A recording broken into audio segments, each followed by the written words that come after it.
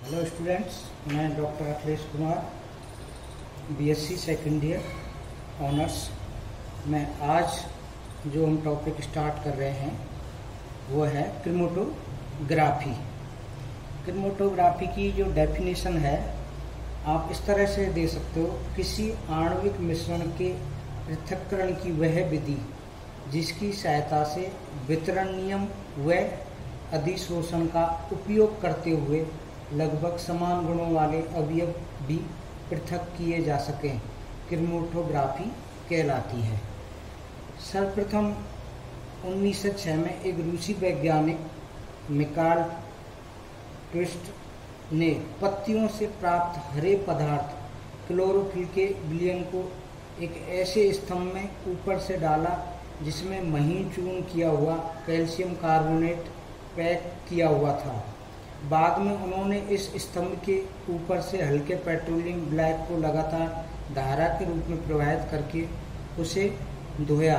कुछ समय बाद उन्हें स्तंभ में रंगीन क्षैतिज पट्टियाँ कलर्ड हॉरिजॉन्टल बैंड नजर आए, जो कि इस चित्र में जो दिखाई दे रहा है, इस चित्र में है पृथक्करण पट्टियों द्वारा, यानी पृथक्करण पट्टियों युक्त इस स्तंभ को उन्होंने क्रोमेटोग्राफ और इस विधि को क्रोमेटोग्राफी कहा।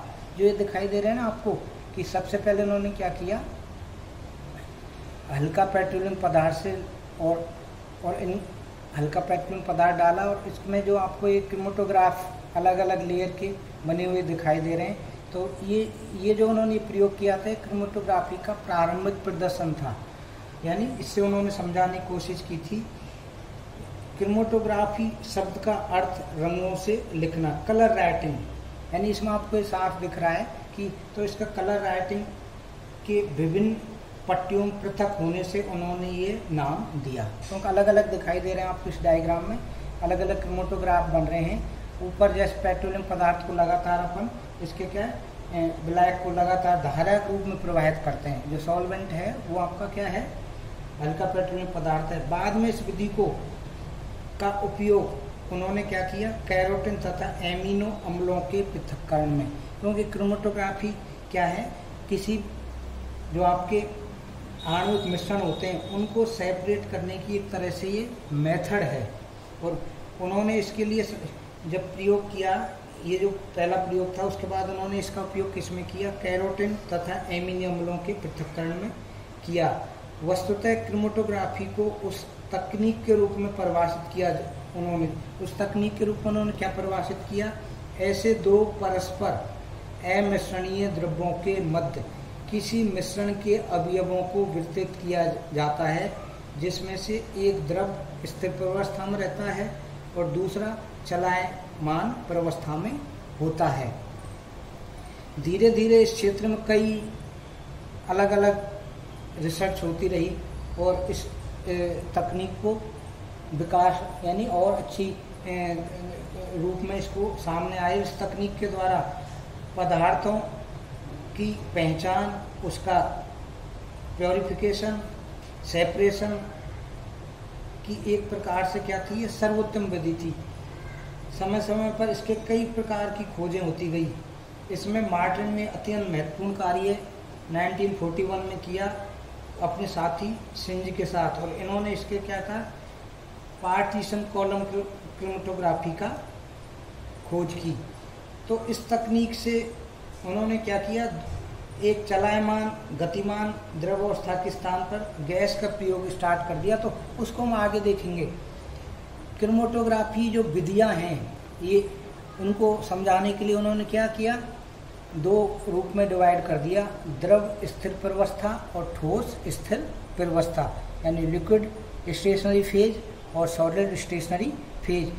लिक्विड स्टेशनरी फेज को उन्होंने दो में डिवाइड किया, गैस गतिशील प्रवस्था जो कि द्रव और गैस दो के मध्य होती है, दूसरी द्रव गतिशील प्रवस्था। इसमें दोनों आपके स्थिर और चलायमान दोनों ही क्या हैं, द्रव हैं, जबकि ठोस स्थिर प्रवस्था को उन्होंने द्रव गतिशील प्रवस्था और दूसरा गैस गतिशील प्रवस्था। द्रव गतिशील प्रवस्था ठोस और द्रव के रूप में होती है। इसमें उन्होंने 3 प्रकार में बांटा इसको, स्तंभ क्रोमेटोग्राफी, पतली परत क्रोमेटोग्राफी, आयन विनिमय क्रोमेटोग्राफी, जबकि गैस गतिशील प्रवस्था में ठोस और गैस प्रवस्था को यहाँ पर उन्होंने डिवाइड किया।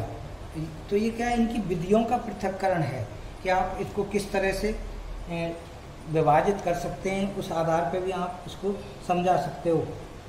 इस डायग्राम में इन्होंने क्या किया था, एक सर्वसामान्य वर्गीकरण में पहले चरण में तो उन्होंने क्या कहा, स्थिर प्रवस्था के आधार पर, दूसरे चरण में क्या कहा कि गतिशील प्रवस्था के आधार पर उन्होंने इसको विभाजित किया।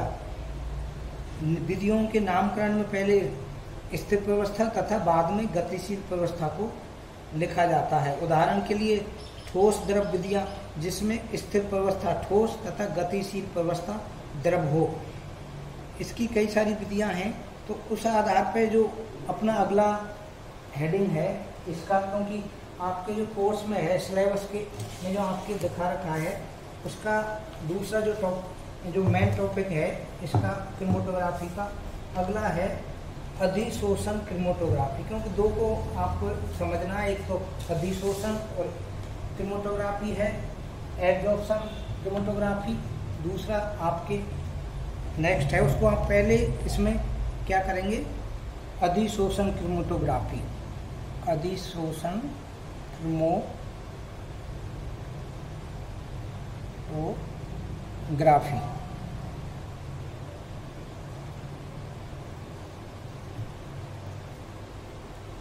अधिकांश क्रोमेटोग्राफी विधियां अधिशोषण परिघटना पर आधारित हैं। अपन जितनी भी जब इनके आगे स्टडी करते हैं तो ये क्या है, भिन्न भिन्न प्रकार की क्रोमेटोग्राफी है, पर इनका जो बेसिक कंसेप्ट है, अधिकांश क्रोमेटोग्राफी विधियां अधिशोषण परिघटना पर आधारित हैं। ये विधि इस सिद्धांत पर आधारित है कि किसी मिश्रण के अवयवों की किसी सतह पर अधिशोषित होने की प्रवृत्ति भिन्न भिन्न होती है। इसमें स्थिर प्रवस्था के रूप में कोई ठोस अधिशोषक होता है, जबकि चलायमान प्रवस्था के रूप में कोई द्रव या गैस हो सकती है। तो यानी इनकी क्या हो गई, एक तो स्थिर फेज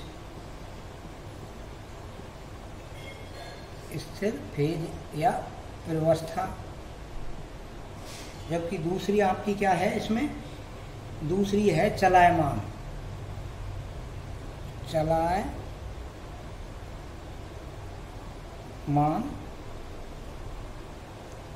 प्रावस्था या फेज।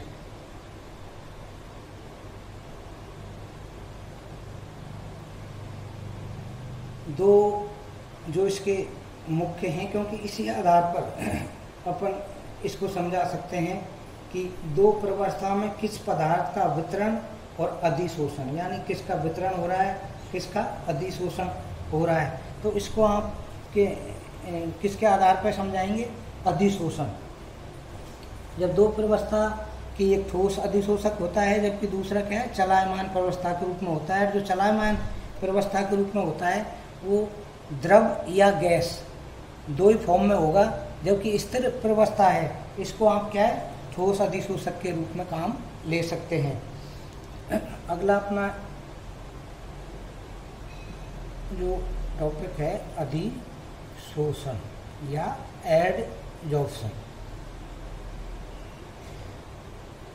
जब कोई तरल जैसे कि गैस, द्रव अथवा विलयन किसी विशिष्ट प्रकार के ठोस अथवा द्रव प्रवस्था द्वारा अपनी सतह पर उत्क्रमणीय रूप से भौतिक अथवा रासायनिक बलों द्वारा धारण कर लिया जाता है, तो यह प्रक्रिया अधिशोषण कहलाती है। यह अधिशोषित पदार्थ केवल सतह तक ही सीमित रहते हैं तथा अधिशोषक के भीतर प्रवेश नहीं करते। जबकि दूसरा जो वो है अवशोषण। अवशोषण में एक पदार्थ दूसरे में समान रूप से वितरित रहता है। दोनों परिघटनाओं में अंतर समझाने के लिए अब हम क्या एक डायग्राम से इसको आप समझा सकते हैं।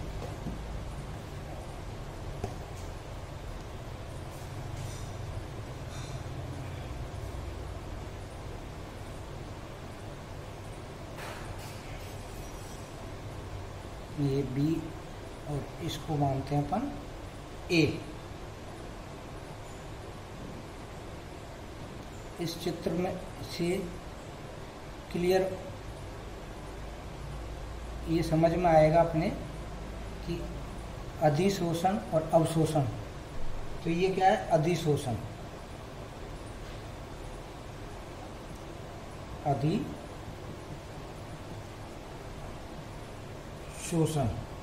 केवल आप देखेंगे डायग्राम से ये क्या हो रहा है? केवल सतह पर, यानी ये पूरी सिर्फ सतह पर कार्य कर रहा है। जबकि अवशोषण जो होता है उसके लिए आप समझाएंगे तो क्या होगा? बी ये मान लिया आपने और ए, इसमें जो आपकी सॉल्वेंट है वो किस तरह से, दोनों में बेसिक अंतर क्या हुआ कि ये इसके अंदर भी समान रूप से वितरित हो रहा है, जबकि यहाँ पर नहीं हो रहा है। अधिशोषण की प्रक्रिया अवशोषण से भिन्न है।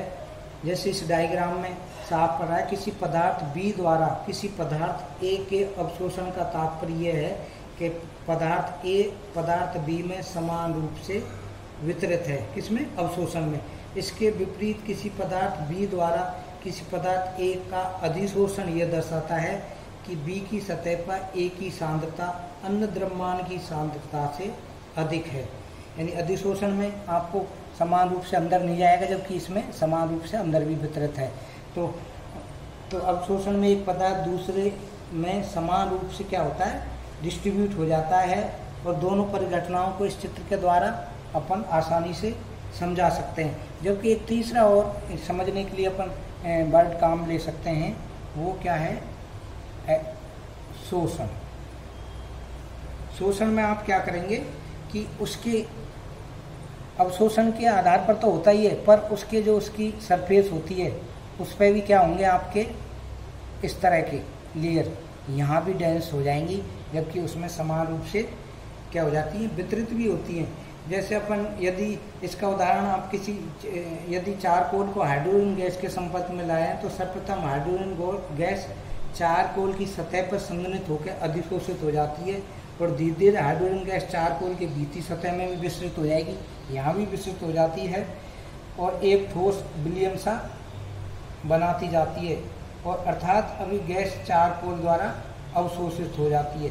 तो अभिशोषण और अधिशोषण यहाँ मुख्य टर्म हैं जो हमारे इसमें आगे काम आएंगी इसी वाले में। इसके उदाहरण आप और उदाहरण से और अच्छी तरह समझ सकते हैं कि पहला एग्जाम्पल आप ले सकते हो, इसको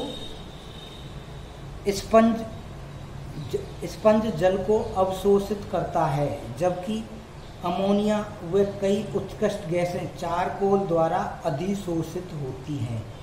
यानी अवशोषित तो इस तरह से आपके कंप्लीट करेगा, जबकि अधिशोषण आपके क्या होगा उसके द्वारा भी समझा सकते हैं। यानी स्पंज जल को अवशोषित करता है, जबकि अमोनिया या दूसरी जो उत्कृष्ट गैस हैं आपके नोबल गैस हैं ये चारकोल द्वारा अधिशोषित हो जाती हैं। दूसरा उदाहरण और एक ले सकते हैं हम, निर्जल कैल्शियम क्लोराइड यानी हाइड्रेटेड कैल्शियम Cl2। निर्जल कैल्शियम क्लोराइड जल वाष्प को अवशोषित करता है, वाटर वेपर हैं उसको क्या करेगा? अवशोषित करता है, जबकि सिलिका जेल द्वारा वाष्प का अवशोषण करता है। यानी दोनों में बेसिकली अंतर क्या हो गया कि वो उसको अवशोषित करेगा, जबकि इसमें क्या होता है उसमें पूरे उसको अधिशोषित नहीं कर पाता है। तो इस डायग्राम से आप आसानी से समझ सकते हैं कि आप दोनों का अब को कैसे एक्सप्लेन करोगे। सामान्य अधिशोषक पदार्थ अधिकांश है, जब हम उनके एग्जाम्पल देखते हैं खूब सारे, तो उनमें सामान्य अधिशोषक पदार्थ अधिकांशतः ऑक्साइड, हाइड्रोक्साइड अथवा लवण होते हैं, और अधिशोषित होने वाले पदार्थ अधिकतर ध्रुवीय अथवा ध्रुवण योग्य यौगिक होते हैं। अतः अधिशोषित होने वाले पदार्थ अधिशोषक के साथ स्थिर वैद्युत आकर्षण बल द्वारा बंधे रहते हैं। कि भाई ये किस तरह से एक दूसरे को अधिशोषित करते हैं। तो इसमें मुख्य रूप से जो कार्य करता है वो क्या करता है, स्थिर वैद्युत आकर्षण बल कार्य यहाँ पर करेगा। तो इसके द्वारा भी हम इसको समझा सकते हैं। क्रोमेटोग्राफी का जो विभाजन है उसको हम कल, ये विधियों को देखा, कल हम इसको नेक्स्ट टॉपिक को करेंगे। धन्यवाद।